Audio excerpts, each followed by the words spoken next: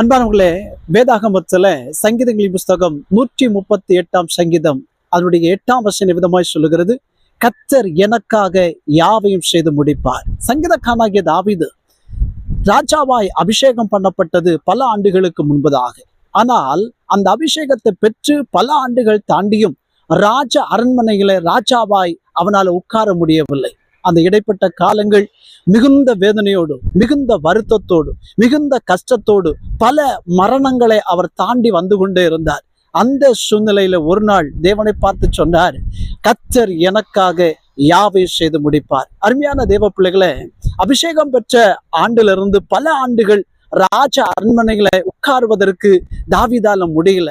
ஆனால் தாவீதுடைய விசுவாசம், தேவன் எனக்காக எல்லாவற்றையும் செய்வார் என்பது. இந்த நாளிலே ஒருவேளை உங்க வாழ்க்கையில பல காரியங்கள் தடைபட்டு இருக்கலாம். நீங்கள் நினைத்திருக்கிற காரியங்கள், குடும்பத்தை குறித்த காரியங்கள், இந்த காரியத்தை செய்ய வேண்டும் என்று சொல்லி நீங்க நினைப்பீங்க, அது ஒருவேளை தடைபட்டு இருக்கலாம். இன்றைக்கு ஆண்டவர் உங்களுக்கு வாக்கு தருகிறார், கர்த்தர் யாவற்றையும் செம்மையாய் செய்வார். கொஞ்சம் யோசிச்சு பாருங்க, ஒரு இன்ஜினியர் ஒரு பிளான் போட்டு ஒரு வீட்டை கட்டுகிறார். அந்த வீடு கட்டும் போது ஒருவேளை மணல் குறையலாம், சிமெண்ட் குறையலாம், ஒருவேளை மழை வந்து அதை தடுத்து நிறுத்தலாம். ஆனாலும் அந்த வீடானது என்றைக்காவது ஒரு நாள் வேலை முடிந்து அதிலே ஆட்கள் குடியேறுவார்கள். இதைத்தான் ஆண்டவர் செய்கிறார். இதுவரை தடைபட்டு இருக்கிற காரியங்கள் நிச்சயமாக உங்களுக்கு இந்த நாளிலிருந்து அது மறுபடி ஒரு வித்தியாசமான சூழ்நிலையில வந்து அது உங்களுக்கு ஆசீர்வாதமாக மாறும். தடைபட்டிருக்கிற காரியங்கள் நிச்சயமாகவே உங்களுக்கு ஆகும். கர்த்தர் எல்லாவற்றையும் செய்து முடிப்பார். ஆமென்.